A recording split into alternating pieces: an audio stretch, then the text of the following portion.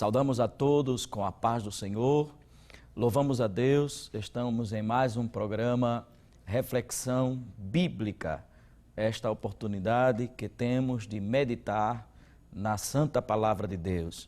Queremos agradecer ao nosso muito digno pastor presidente pelo privilégio de poder cooperar neste trabalho e também a toda a equipe que coopera com o nosso pastor na Rede Brasil de Comunicação. Queremos convidar a todos os amigos e irmãos que nos escutam a abrirem as suas Bíblias em um texto no Antigo Testamento, primeiro livro de Crônicas, no capítulo de número 4, os versículos 9 e 10, diz assim a palavra do Senhor. E foi Jabes mais ilustre do que seus irmãos, e a sua mãe chamou o seu nome Jabes, dizendo: porquanto com dores o dei à luz. Porque Jabes invocou o Deus de Israel, dizendo: se me abençoares muitíssimo, e meus termos amplificares, e a tua mão for comigo, e fizeres que do mal não seja aflito. E Deus lhe concedeu o que lhe tinha pedido. Aqui neste texto nós vemos uma oração, poucas palavras e muita eficácia. Este homem chamado Jabes, ou Jabés, de acordo com a pronúncia, ele recebeu este nome porque este nome significa dores. A sua mãe, quando deu à luz, sofreu muitas dores, sentiu muitas dores, e o menino a ele foi dado este nome, dores. E os irmãos, os amigos podem pensar, uma pessoa com este nome, e todos sabendo a tradução do nome, porque entre o povo judeu, o povo hebreu, eles sabiam que cada nome traz um significado, significa algo. O nome tem muita significância entre os hebreus. E aquela criança foi crescendo e quando precisavam chamá-lo, dizia dor ou dores, venha cá, porque é isso que significa o nome dele. Mas é muito interessante a palavra de Deus. Tudo que está escrito na palavra de Deus serve para nós. E são 2 versículos. É interessante que está no meio de uma genealogia. Talvez um dos textos bíblicos mais difíceis de ser lido e entendido tão claramente, sem ver um contexto mais amplo, são as genealogias. Inclusive, muitas pessoas, quando se determinam a ler a Bíblia, e no caso, os que começam a ler no livro do Gênesis, se bem que quando nós podemos ajudar alguém, dizemos que leia primeiro o Novo Testamento e depois leia o Antigo, né? Leia Mateus, a Apocalipse, mas às vezes as pessoas começam do livro do Gênesis, e eu sou testemunha disso, que muitas pessoas vão lendo, maravilhados da história da criação, depois maravilhados com a história dos patriarcas, Abraão, Isaac, Jacó, e entram também no livro do Êxodo e se maravilham com a história de Moisés, e tudo vão lendo a Bíblia e vão se entusiasmando. Mas quando chega nas genealogias, geralmente as pessoas desistem, as pessoas desanimam, as pessoas até param de ler e dizem não tem como pular para a gente não ler ou saltar de assunto, porque as genealogias bíblicas são interessantes. E este texto fala dos descendentes de Judá. O escritor bíblico, ele está dizendo somente nomes, e ele diz nomes, e fulano gerou a fulano, fulano era filho de fulano, fulano era pai de fulano.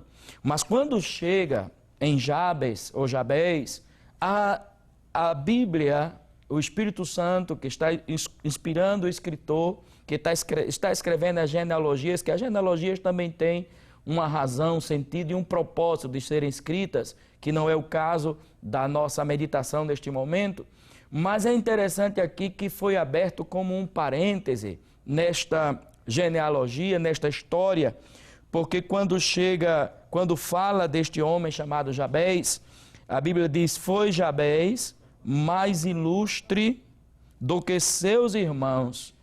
E essa palavra ilustre significa notório, ou ele foi notado, ele foi percebido, ou ele marcou a história, ou ele deixou um legado, ou ele impactou uma geração. É isso que significa essa palavra ilustre. E ele foi ilustre, mais do que os irmãos, o escritor aqui está fazendo uma comparação com os seus irmãos, claro, biológicos, e diz que a sua mãe chamou o nome dele este nome porque com dores deu à luz. Mas o fato de ser ilustre não é o nome dele não era um nome muito ilustre, né? Já explicamos que o nome significa dores, não é? Então, não tem muita coisa ilustre em alguém que tem o nome de dor ou de dores, que era o nome dele. Mas ele é ilustre, ou foi tratado como ilustre pela Bíblia, pela palavra de Deus e pela narrativa inspirada bíblica, porque, e o versículo 10 vai dizer o motivo por que ele foi mais ilustre do que seus irmãos. O versículo 10 esclarece dizendo: foi porque Jabez invocou o Deus de Israel. O verbo invocar é uma palavra muito interessante, é um termo bíblico que traz um peso muito grande. Invocar é mais do que somente mencionar. Invocar é mais que lembrar. Invocar é mais que repetir umas palavras de toda maneira. O verbo invocar traz um peso muito grande, porque no sentido original tanto significa inspirar como expirar. Traz o sentido de colocar Deus na sua frente, Deus como centro da sua vida, Deus como digno de ser adorado ou invocado. Então, quando diz que ele invocou a Deus, e ele invocou ao Deus de Israel, porque quando nós lemos o contexto histórico, podemos perceber a situação diversa, que o Deus de Israel é o Deus verdadeiro. E ali muitos adoravam outros tipos de deuses, mas ele adorou o Deus de Israel, ele invocou o Deus de Israel. E ele fez somente 4 pedidos a Deus. O primeiro pedido que ele fez a Deus foi que o Senhor o abençoe. Claro, a versão corrigida, ela diz: se me abençoares, diz: se me abençoares muitíssimo, seria o primeiro pedido. Mas a tradução, uma certa tradução diz assim: abençoa-me simplesmente, ou eu quero a tua bênção. Quando a palavra de Deus fala esta palavra bênção, esta palavra no original hebraico é barak. Esta palavra significa e tem a ver com joelho, com inclinação, e tem a ver com proferir ou dar algo. A bênção, quando ele está pedindo a Deus, ele está dizendo que Deus profira, que Deus fale algo para ele, ou que Deus dê algo a ele. A bênção significa que ele quer de Deus uma palavra ou algo que venha de Deus. Então, esta palavra bênção, ela abarca muitas coisas e é muito maravilhosa, mas a gente, para entender a grandeza do que é a bênção, a oração que ele fez, bastou ele dizer a Deus isto no seu primeiro pedido, né? Eu quero, Senhor, eu quero a tua bênção. Os mais antigos, né? Talvez os modernos se esqueceram disso, mas os mais antigos, eles lembram que os filhos antigamente pediam as bênçãos aos pais, e os pais simplesmente lhes diziam: Deus te abençoe. Por quê? Porque o pai e a mãe entendiam que, como pai, poderia proferir uma bênção para o filho, mas mesmo assim reconhecia que a origem desta bênção, a fonte desta bênção, o manancial desta bênção é o próprio Deus, e não o pai e a mãe, a ponto de dizer: Deus te abençoe. Quando Deus fala com Abraão, em Gênesis, no capítulo 2, Deus usa Barak, ou expressões similares no original, pelo menos 3 vezes, logo no início do capítulo 12 do livro do Gênesis, o primeiro livro da Bíblia. Deus diz no versículo 2, abençoar-te-ei, ou seja, eu te darei uma bênção. Deus diz no versículo 2, na última parte, tu serás uma bênção. E Deus diz, no versículo 3, Deus diz assim, e abençoarei os que te abençoarem. Veja como Deus usa o verbo abençoar, várias vezes tratando com Abraão, a quem ele estava chamando, a quem ele estava dizendo a ele, saia da sua terra, do meio da sua parentela e vá para uma terra que eu vou lhe revelar, que eu vou lhe mostrar. E Deus usa estes termos. Deus diz, primeiro, abençoar-te-ei, ou seja, eu te darei a minha bênção. Este é o primeiro. Segundo, Abraão, tu serás uma bênção. Os irmãos e amigos percebem, o abençoado será uma bênção. Ou seja, a bênção sobre Abraão serviria de bênção para outros. Deus disse, eu vou te abençoar. E Deus disse, você será também uma bênção. A minha bênção fará que você seja uma bênção. E Deus diz outra coisa sobre bênção interessante, quando ele diz, abençoarei os que te abençoarem. E aqui Jabez, ele estava dizendo, Senhor, eu quero a tua bênção. Era isto que ele estava querendo. Porque com a bênção de Deus, ele seria uma bênção e abençoaria a muitos outros. Esta bênção, quando estávamos explicando o sentido da palavra no original, proferir algo sobre alguém, ou mesmo dar um presente ou uma dádiva para alguém, quando Deus estabeleceu a chamada bênção patriarcal, lá, ou sacerdotal, quero dizer, lá no livro de Números, capítulo de número 6, dos versículos 22 ao 27, nós encontramos esta expressão.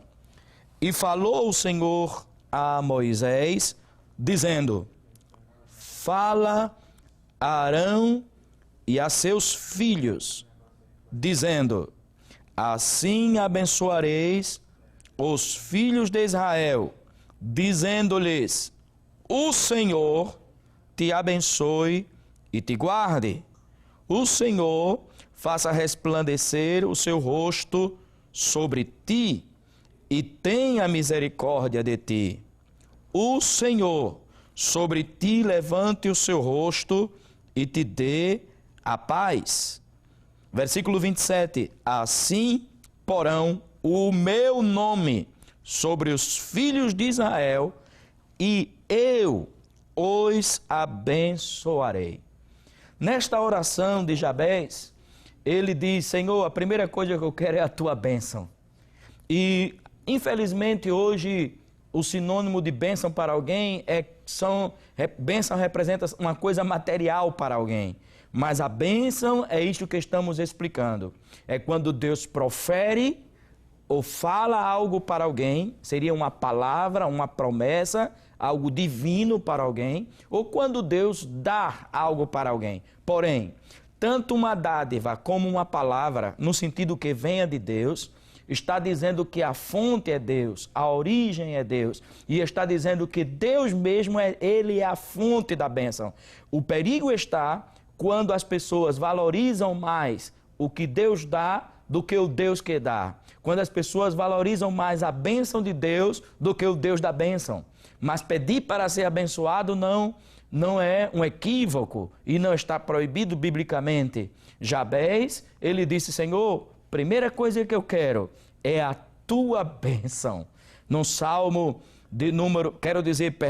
em Provérbios capítulo 10, versículo 22, diz, a bênção do Senhor é que enriquece, ou seja, é que é a riqueza verdadeira. Sabe qual é a riqueza verdadeira? Não é um palácio, não é um carro importado, não são fazendas, nada dessa terra. A riqueza verdadeira é a bênção que vem do Senhor. A bênção do Senhor é quem enriquece e não acrescenta dores.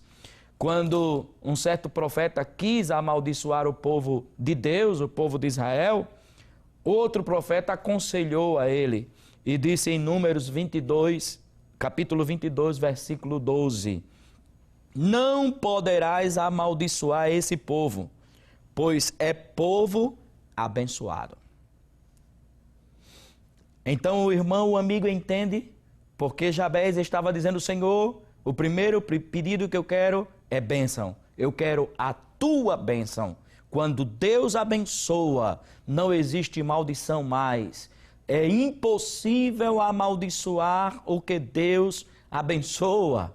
Não é possível. Pode ser agoeiro, pode ser profeta, como era o profeta deste diálogo que estamos falando, pode ser quem for. Não tem possibilidade alguma de amaldiçoar o que Deus abençoou. Por isso que o servo de Deus disse: o meu primeiro pedido, eu quero a tua bênção. Mas ele fez um segundo pedido, que na versão corrigida diz: eu quero que tu alargues o meu território, eu quero que tu me des mais território, ou mais terra. Mas este sentido desta palavra, embora não se pode negar que ele estava pedindo no sentido de terra mesmo, mas aqui representa também um crescimento. Eu quero crescer. Ele estava dizendo: eu quero que, se eu tenho tal coisa, eu quero que com a tua bênção, este algo que eu tenho cresça, desenvolva, frutifique, produza. E este segundo pedido, ele é muito interessante. É como que ele diz: Senhor, eu quero crescer. Eu quero que a tua bênção me faça crescer. E quando se fala em crescer, é algo que todo ser humano deseja, todo ser humano anela. E, biblicamente, nós devemos crescer sim. E devemos pedir a Deus para crescer sempre. A Bíblia diz em 2 Pedro, capítulo 3, versículo 18, diz assim: antes crescei na graça e no conhecimento de nosso Senhor Jesus Cristo. É necessário expandir o território. E esta expressão significa é necessário crescer, fala de crescimento, desenvolvimento, frutificação. O homem de Deus, a mulher de Deus, jovem de Deus, senhora, senhorita, adolescente de Deus, uma criança de Deus, tem que entender isso, a bênção de Deus em primeiro lugar. E logo crescer, prosperar no sentido bíblico, não é? Frutificar, desenvolver, amadurecer. E o homem de Deus, ele pediu, ele disse: Senhor, eu quero que os meus territórios aumentem, ou seja, fala de crescimento. Deus é aquele que efetua o crescimento. Quando na igreja de Corinto, estava uma discussão entre Paulo, entre os seguidores, porque os servos de Deus não estavam discutindo, mas os seguidores de Paulo e de Apolo estavam discutindo quem seria o maior. A Bíblia diz que Paulo diz àqueles irmãos, escreve para aqueles irmãos, em 1 Coríntios, capítulo 3, versículo de número 7, Paulo diz assim: nem o que planta, nem o que rega é alguma coisa. Quem é Deus, porque Ele é quem dá o crescimento. E era isso que o servo de Deus estava pedindo: Senhor, primeiro me abençoa, segundo, me faça crescer, multiplicar, frutificar, desenvolver. A Bíblia manda que a gente cresça, a Bíblia ordena que a gente cresça. Embora a Bíblia diga que Deus é quem dá o crescimento, mas Deus ele dá o crescimento e ao mesmo tempo ordena que a gente se esforce por crescer. E é essa parceria que tem muita gente que não entende. Tem gente que diz, não, que Deus faça sozinho. Ou tem gente que pensa, não, eu faço e não preciso de Deus. Ou um extremo ou outro. Mas não, você cresce, Deus lhe dá o crescimento e você cresce, você desenvolve, você trabalha, você se esforça. E Deus, com a bênção de Deus, você vai desenvolver, vai frutificar. O homem de Deus, ele disse, cresçam para a salvação. 1 Pedro capítulo 2, versículos 1 e 2, contém esta expressão, cresçam para a salvação. Paulo, escrevendo aos Efésios, ele chegou a dizer, Efésios capítulo 4 e versículo 15, ele disse, cresçamos em tudo. Cresçamos. Então veja que oração linda, a oração de Jabez ou Jabes. Ele disse, Senhor, em primeiro lugar, que tu me abençoes.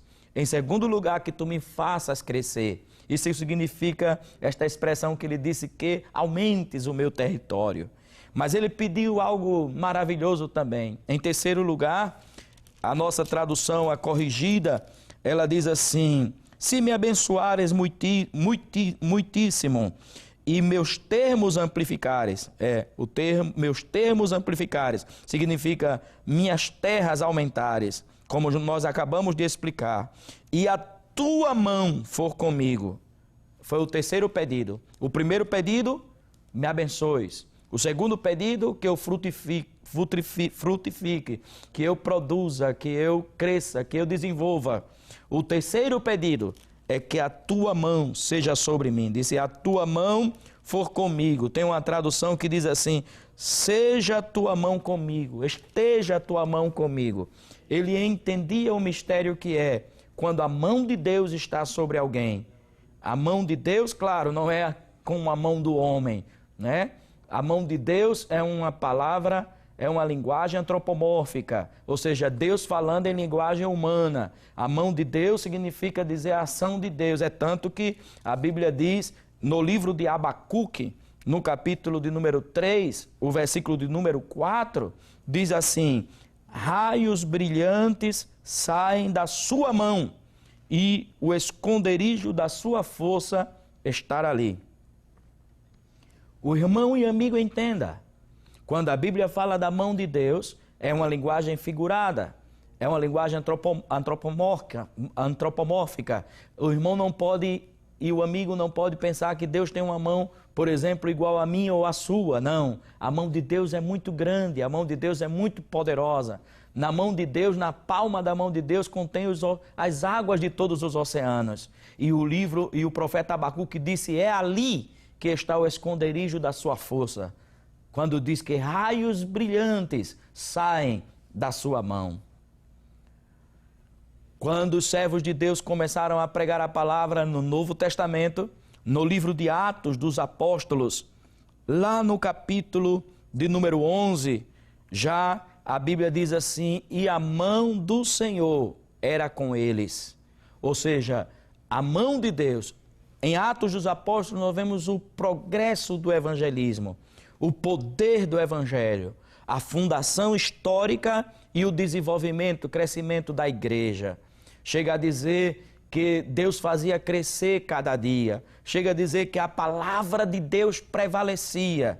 Chega a dizer que muitas vidas se rendiam a Cristo e milagres e maravilhas eram realizados pelos apóstolos. E a explicação que dá no texto citado é a mão de Deus era com eles. Porque quando a mão de Deus estendida está, algo maravilhoso sucede, algo maravilhoso acontece. Neemias, capítulo 8, versículo 18, Neemias diz assim, foi segundo a boa mão de Deus sobre nós. Então, este homem de Deus que fez esta oração tão curta, em poucas palavras, ele disse, Senhor, eu quero em primeiro lugar a bênção. Segundo lugar, eu quero que tu me des crescimento. Terceiro lugar, eu quero que a tua mão esteja sobre mim. Ele entendia o poder que está na mão de Deus e o significado bíblico de quando diz que a mão de Deus é sobre alguém. E por último, em último lugar, ele disse, nesta oração tão curta, ele disse de poucas palavras, ele disse, se me abençoares muitíssimo, e meus termos amplificares, e a tua mão for comigo, e fizeres que do mal não seja aflito.